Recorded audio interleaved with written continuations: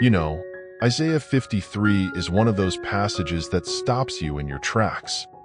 It's raw, honest, and so deeply human, yet divine. It's like holding up a mirror to our own brokenness and, at the same time, seeing God's heart reflected back. And when you read it, especially through the lens of Jesus, it's impossible not to feel the weight of his love. Let's just sit with that for a second. The idea of God stepping into our messy, complicated lives. Think about it. The Word, the one who spoke the universe into being, chooses to become flesh, not just to visit or make an appearance, but to live among us, to walk where we walk, to feel what we feel, and to carry the weight of our sorrows and pain. It's staggering, isn't it? Isaiah 53 paints this vivid picture of the suffering servant. It says, "He had no beauty or majesty to attract us to him, nothing in his appearance that we should desire him." That's not the kind of Savior anyone expects, right? No grand entrances, no flashing lights, no applause. Just humility, just love. And here's where it gets personal. It says, "Surely he took up our pain and bore our suffering."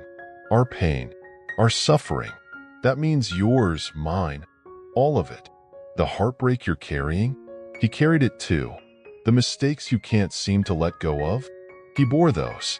The loneliness you don't talk about, he felt it. Jesus didn't come to walk an easy path or to stay distant. He came to step into the hardest parts of our lives, the stuff we wish no one would see. And instead of turning away, he chose to take it all on himself. But why? Why would he do that? The answer is love. Not the kind of love that's fleeting or conditional, but a love that sees you at your worst and still says, "You're worth it." A love that would go to the cross, not because he had to, but because he wanted to. Isaiah says, "He was pierced for our transgressions, he was crushed for our iniquities. The punishment that brought us peace was on him, and by his wounds we are healed." Let that sink in. By his wounds, we are healed. Not by our own efforts, not by getting it all together or pretending we're fine. It's his sacrifice that sets us free. And that freedom? It's not just freedom from sin, though that's huge. It's also freedom to live, to really live, to step out of the shadows of shame and fear and step into the light of grace. Jesus' light. You know, light has this incredible way of changing everything it touches. It reveals truth, yes, but it also brings warmth, clarity, and hope. Think about a dark room. You can't see where you're going, and everything feels uncertain. But the moment light floods in, the fear fades. You can see again. You can breathe again. That's what Jesus does. He steps into the darkness of our lives, and suddenly, everything changes. It doesn't mean the pain or struggles disappear overnight, but it does mean we're not alone in them. His light gives us a way forward, a way out of the darkness. Isaiah 53 ends on this note of victory. It says, "After he has suffered, he will see the light of life and be satisfied." That's the promise of resurrection. The promise that suffering isn't the end of the story. And it's not the end of your story either. Maybe right now, you feel like you're stuck in the middle of something hard, something you can't see a way out of. Maybe you're carrying regrets or hurts that feel too heavy to put down. Or maybe you're just tired, wondering if life will ever feel full or free again. Can I tell you something? Jesus sees you. He doesn't just see the polished version of you that you show to the world. He sees the real you, the one who's trying so hard to hold it all together. And he loves that version of you. His light is for you. His hope is for you.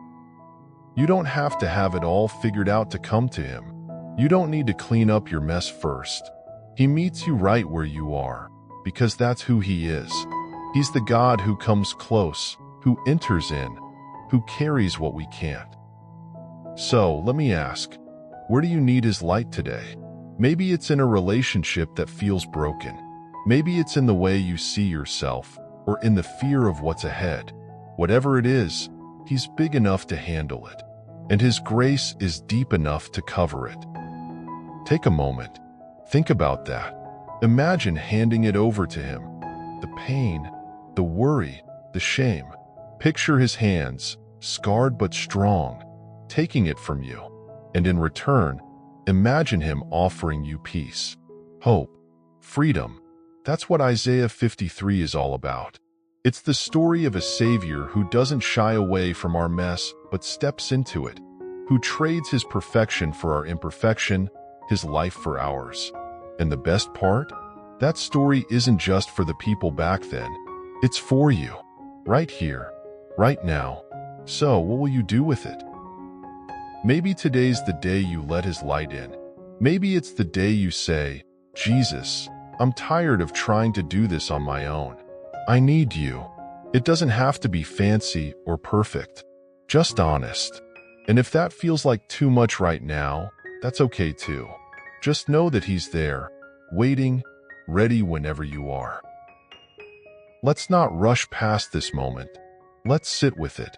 Let's let the truth of Isaiah 53 sink in, not just as words on a page, but as a love letter written straight to your heart. If this resonates with you, or if you've got questions, I'd love to hear your thoughts. Drop them in the comments. Let's keep this conversation going. And as you go about your day, hold on to this. Jesus' light is for you. His hope is for you. His grace is for you. You're not alone. You're deeply loved. Always.